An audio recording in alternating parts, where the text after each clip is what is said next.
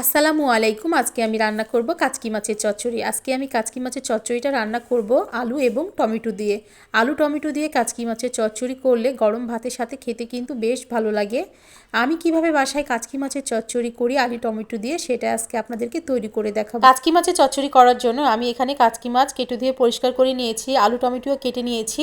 এখন আমি একটা ফ্রাই প্যান নিয়ে নিয়েছি, দিয়ে দিলাম তেল। তেলটা গরম হওয়ার পর এখন আমি এখানে দিয়ে দিব পেঁয়াজ কুচি। পেঁয়াজগুলোকে কিন্তু আমি খুব বেশি ভাজবো না, হালকা করে ভেজে তারপর কিন্তু আমি রান্নাটা করে নেব। বেশি পেঁয়াজ ভাজলে কিন্তু কাচকি মাছের চচ্চড়িটা খেতে ভালো লাগবে না, সেই রকম। এখন আমি হালকা করে পেঁয়াজগুলো ভেজে নেওয়ার পর দিয়ে দিলাম আদা রসুন পেস্ট।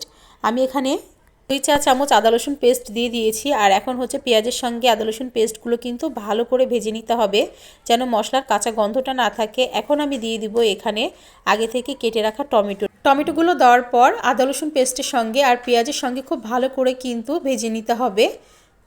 টমেটোগুলো ভেজে নেওয়ার পর আমি এখানে আলু দিয়ে দিব। আলুটা আগে থেকে কেটে রেখেছিলাম। আলু দেওয়ার পর টমেটোর সঙ্গে আলু খুব ভালো করে ভেজে নিতে হবে। যতটা পরিমাণে ভালো করে ভেজে নেবেন ততটা কিন্তু কাচকি মাছের চচ্চড়ি খেতে ভালো লাগবে। সব কিছু ভালো করে ভেজে নিলাম। ভেজে নেওয়ার পর এখন আমি এখানে দিয়ে দিব 1 চামচ মরিচের গুঁড়া, 1 চামচ হলুদের গুঁড়া আর পরিমাণ মতো লবণ দিয়ে সব কিছু কিন্তু খুব ভালো করে একটু কষিয়ে নেব। আলতোভাবে কষিয়ে নিতে হবে, নাহলে কিন্তু টমেটোগুলো ভেঙে যাবে। টমেটো থেকে কিন্তু এমনিতেই পানি বের হয়, এই জন্য টমেটো আগে ভেজে নিয়েছিলাম, তারপর হচ্ছে আলু দিয়ে দিয়েছিলাম।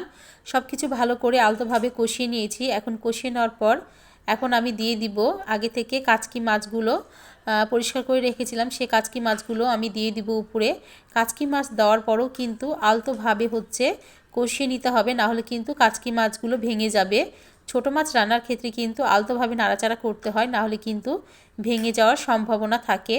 ভালো করে কিন্তু আলু টমেটো আর কাচকি মাছ আমি হচ্ছে একটু কষিয়ে নিচ্ছি।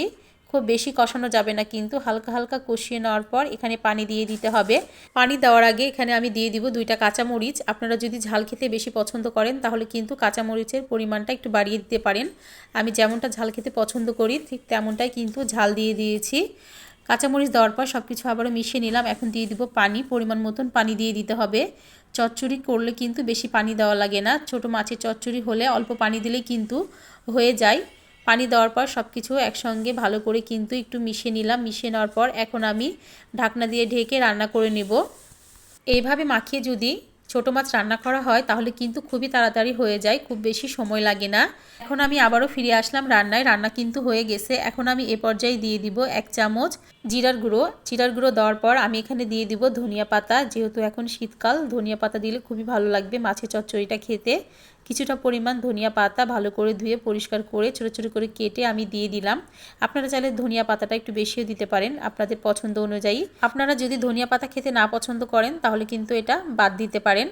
এখন আমি ঢাকনা দিয়ে ঢেকে দিলাম। ঢাকনা দিয়ে ঢেকে কিছুক্ষণ কিন্তু আমি চুলায় রেখে দিব, হালকা আছে একদম। তারপর কিছুক্ষণ পর ফিরে আসলাম। রান্না কিন্তু হয়ে গেছে। এই রান্নাটা হবে এমন, একদম ফ্রাই প্যানের সঙ্গে লেগে লেগে যাবে। কাচকি মাছের চচ্চড়ি এভাবে আলু টমেটো দিয়ে রান্না করলে কিন্তু খেতে ভালো লাগে। রেসিপি যদি ভালো লেগে থাকে লাইক কমেন্ট শেয়ার করতে ভুলবেন না। সবাই ভালো থাকবেন। আল্লাহ হাফেজ।